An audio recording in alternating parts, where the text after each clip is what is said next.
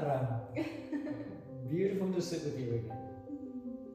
Thank you. Thank you for this honor. It's the second time that I am interviewing you, and I feel really privileged to be your student and to be able to learn from you, to be able to sit with you and absorb the real wisdom that you're carrying.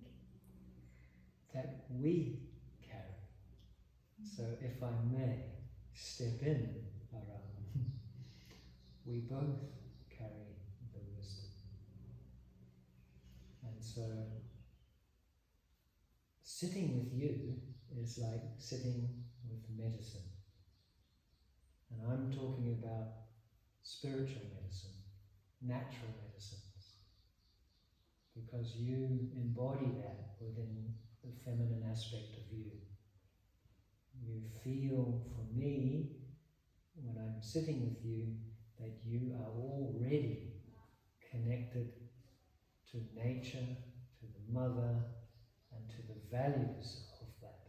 And so I feel that when I meet you. And so the wisdom is in you as well. Thank you so much. I take your words with my heart. It's a big pleasure to hear these words from you. It's a gift to me. Thank you so much. And if we could all realize that. And I think as a yoga practitioner, my journey is to find that within myself, and that as a yoga teacher is then to reflect that in the one who is practicing under my guidance. And so my guidance is to direct the student inside to their own inner wisdom, because it's all there. That resonates with my experience of practicing with you. Here I prepared a couple of questions to ask. And the first one is, what have you found in yoga that made you maintain this practice for more than 35 years now? What I'm doing right now is simply breathing. So while you were asking me the question, I was exhaling. While I was exhaling, that was me letting go or surrendering, emptying, so that I could receive the question. So if I wasn't aware of my breath, I would be really very much in my own thoughts. And so when we're in communication or in relationship, often we're not hearing the other person, we're only hearing our own thoughts. And so in order to hear the other person, I need to exhale. And in the process of doing that exhale, I'm listening not to my thoughts, I'm listening to my breath. And that breath is a clearing. So then it's an emptiness where I can then hold the space to hear the other person. That would be the biggest thing that I have received from the yoga practice, is how to listen. Thank you. How to be present and receptive and listen.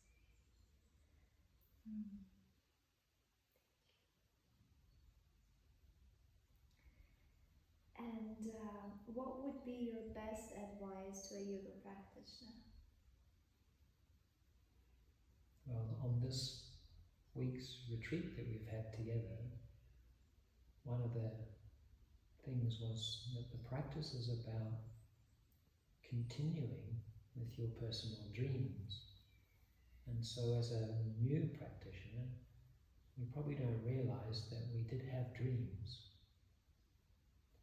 And so my advice to the practitioner is, do your practice, very much what my Guruji said to me, practice, practice, and all is coming. Now initially that sounds a little bit very much just all about the asana and the physical. But the asana and the physical, if you then start to question, so each time you go into your practice, my advice is to question, what are you doing? What is it that I am doing when I'm doing my yoga practice? If we set that question, or that inquiry up as a beginner, then you'll be starting to ask, well, what is yoga? And in a sense, we could say that the asana is merely a door. And so the yoga teacher is bringing the student to the door.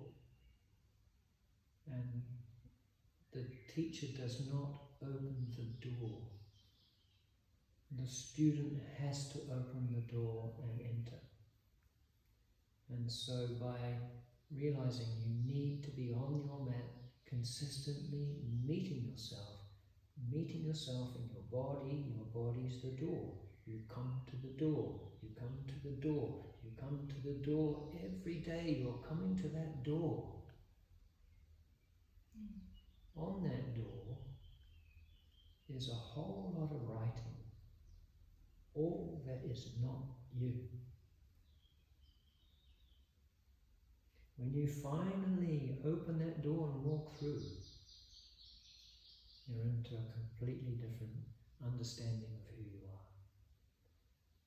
So there's patience is required. We have to practice. We have to meet ourselves.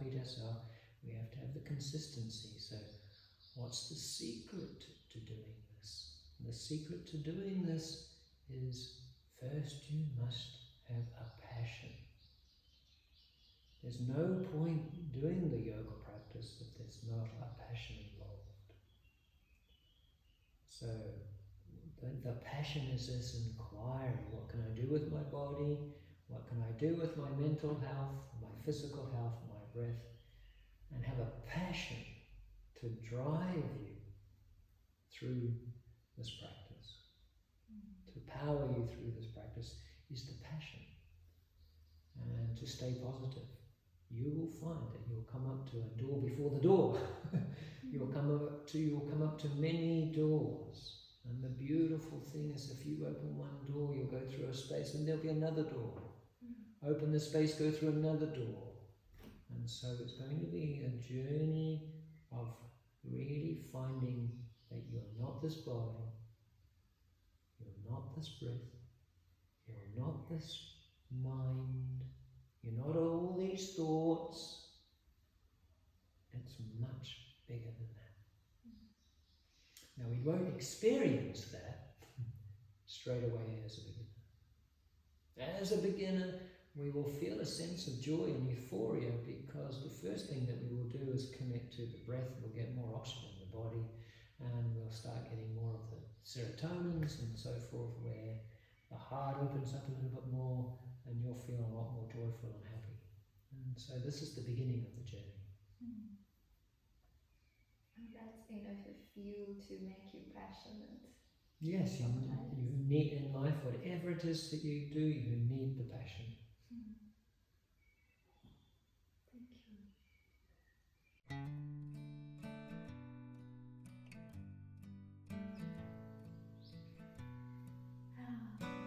After all, how do you feel about the choice you made to pick yoga as your profession?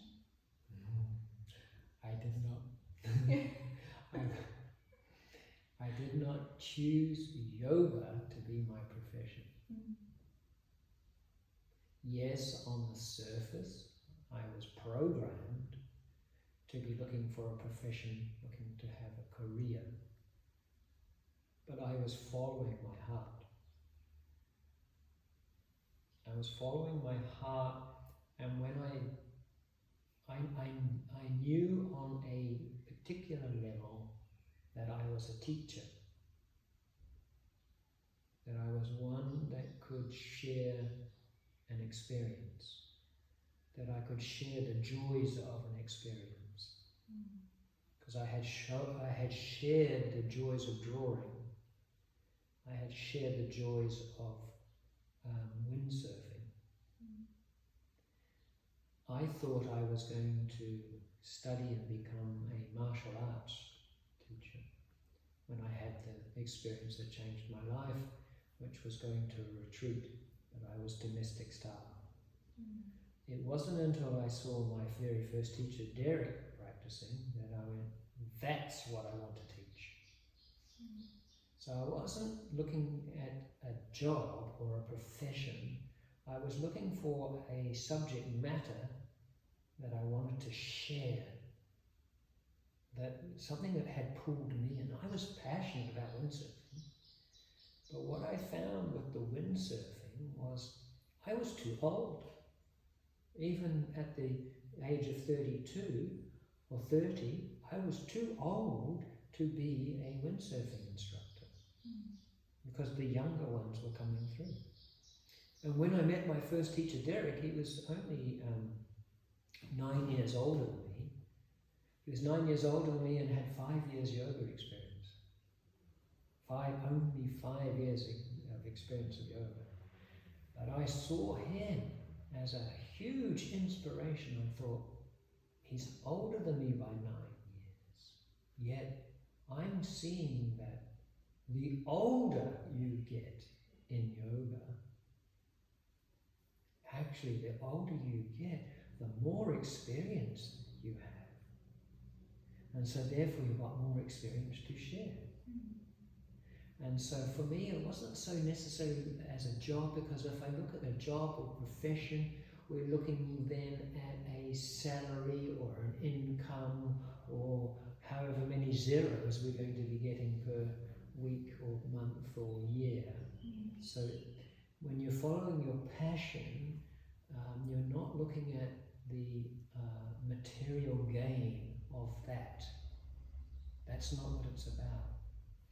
And so I wasn't looking for that already. So already I was trying to find what my medium was, what my expression was, what was the subject matter that I really connected to. And so as I said, that exhalation, yes, Derek looked like Tarzan. He looked like a Greek god. Yes, my vanity and my ego wanted to look like that. But what got me was the breathing. So this is where yoga is very clever. You just need to get the person doing the asana, and immediately as a cause and effect is they'll start to breathe. Now the breath becomes a bridge to the mind. What happens in the cause and effect is that when the body starts you to breathe and you start to breathe, you start to be able to focus better, which means your mind must be getting less cluttered, less distracted, more centered. So as a cause and effect, by simply starting with the asana, we learn to breathe. This breath, it's the breath. If you can get the people breathing, you know that there's going to be a change. Because that breath it's the main organ of elimination. Not the bowel and the urinary and the skin, the sweat. It's your exhalation. It's the main organ of elimination. The fuel, the main fuel of life is that. And this is the byproduct.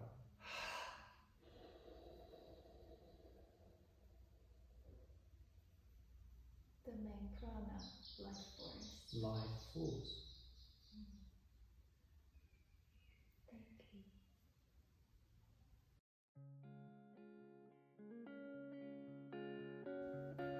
And the last question is if you have any advice for young yoga teachers.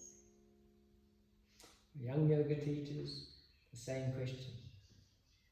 Questions to ask, and then to ask them slightly different. The main question to ask, what is it that I am doing when I say I practice my yoga? Then ask the question, what is it that I'm doing when I say I teach yoga? That's an important question.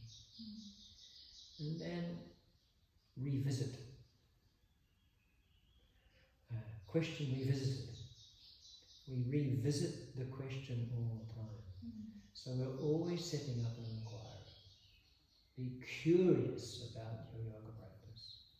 Be curious, because that curiosity, that questioning has come from attention. So start paying attention to what you're doing in your practice. What is it that I'm doing in my yoga practice? That means you're asking to be attentive. If we have that curiosity and we start to be attentive to what we're doing, we'll find that our awareness will expand. So this is a journey backwards. So it's just as the breath is a link between the body to the mind or the spirit, curiosity, questioning life, questioning everything will take you back to attention. You start to pay attention to it. For example, one of the big questions we could have is, what is our government doing? And the moment you have that question, you'll start to pay attention. And when you pay attention, you'll see they're slipping this bill through, that bill through, that bill through. They want us no longer to question anything. When we no longer question anything, we lose attention, we lose awareness, but we lose the most exciting part of life, is imagination. So in your yoga practice, if you really question, if you go in on the question, well, what is it I do when I say I teach yoga? You have to pay attention to what you're saying to your student and what the feedback is from your student. So there's going to be a beautiful feedback loop. And so in that feedback loop, you say, well, I suggested that to the student, and it's got to then come back into your practice. So the most important thing as a yoga teacher is to always remain a yoga student, to be putting it back in your mat, putting it back in your mat. What you experience in your mat, you share with your students, and you put it back on your mat. So there's a feedback loop. And so this feedback loop is, oh, I could do that, imagination. Imagination then changes. So then, of course, the attention changes. Your attention, inquiry, imagination. These three superpowers, I call them. The first superpower is the power of awareness. Second superpower, the power of attention, being attentive, focusing. And then the power of inquiry. What is this breath? What is this bandha? What is this foundation? What is this thing called alignment? What is this thing called asana? Pay attention to the question. Keep revisiting the question. And you start to go the other way. Imagination. If you really use your imagination, then it becomes a little bit magical. You see a little bit of magic happening in your class. There's a little magic because you see a shift happening in the students, you see a shift happening in yourself, and then we start to realize, oh hey, this is quite mystical. It's mystical. And so there is this thing, the only thing that's really consistent and guaranteed is change. Everything changes, except me. Nothing changes. I can't change. How can I change my life? So many people are stuck. They're too afraid to make the leap. Too afraid to go.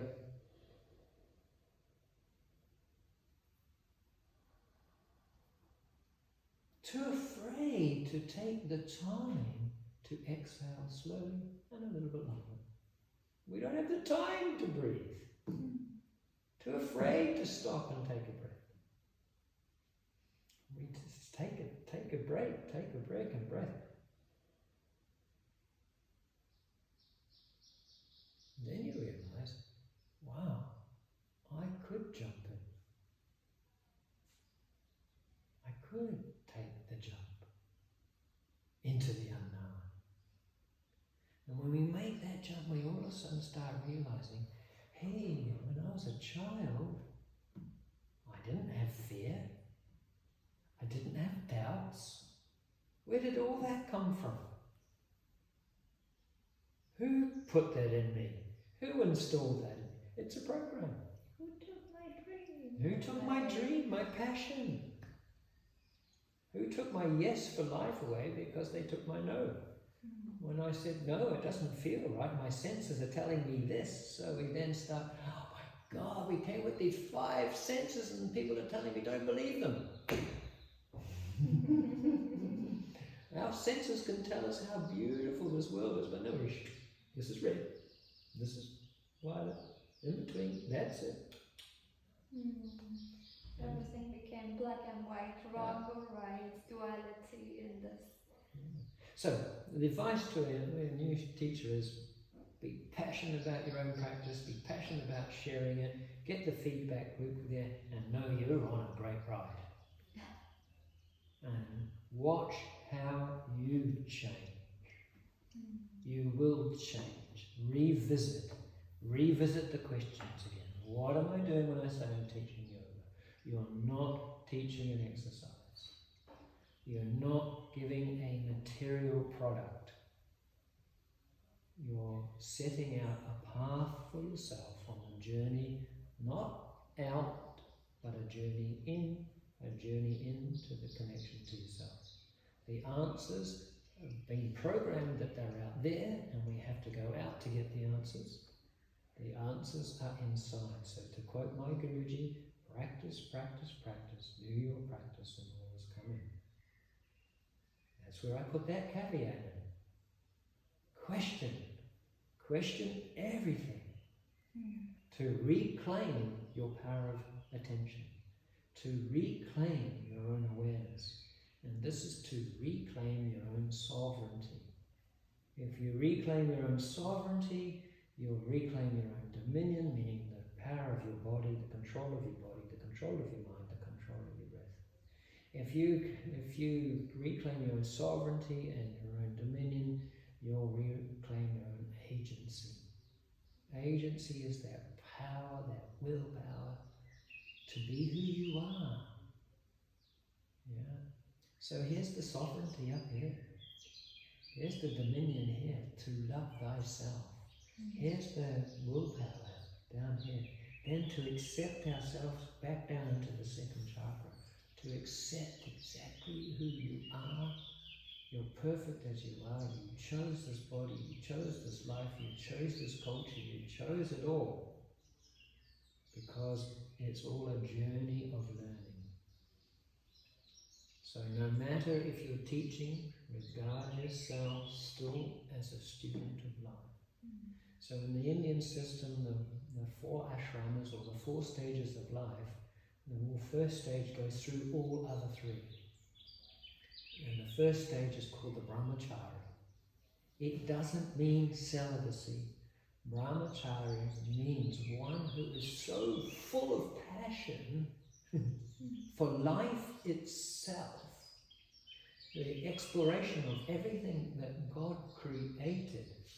That's brahmacharya, to study it, to feel it, to experience it. This is brahmacharya. In that feeling of completeness, in that feeling of completeness, you don't need to put all your sexual energies out, you take them in. This is then when you are in a state of ecstasy. That you are having that union as a brahmachari with God. You are in the God experience. Then you have family. And you take someone else through that journey. You give someone else the opportunity to experience that. So as a yoga teacher, that's what you're doing. You're finding that yourself, and then you realize, well, I need to give other people opportunities to do that. Holding space. Holding space for everyone to make that connection.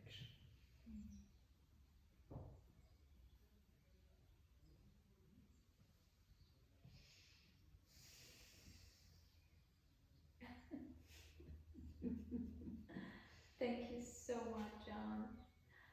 It's a great honor. It's a great pleasure. And I don't want to take your time more than that. We're already at the 1-week course. And I'm so fulfilled, so happy that I felt like I really would like to share a glimpse of this experience with my community out there. So I hope that they can also receive the gem. I can share we were on a continuing professional development, CPD. We changed the name straight away to continuing personal dreams.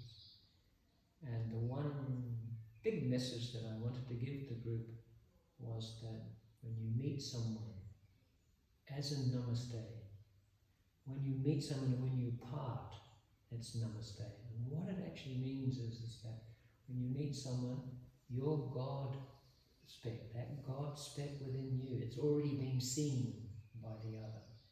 And so when I sat down with Aram, what I wanted to see was that God spec in her, which I truly see. As she sat down, she saw that God spec in me. So we were already a step ahead, that our God spec's already met, and that's where we connected. Namaste. So if you're in that place, as we are in that place, if you're in that place as we are in that place, then namaste, there is only one of us. This is the message. There is another you, Nand. There is another you inside the other.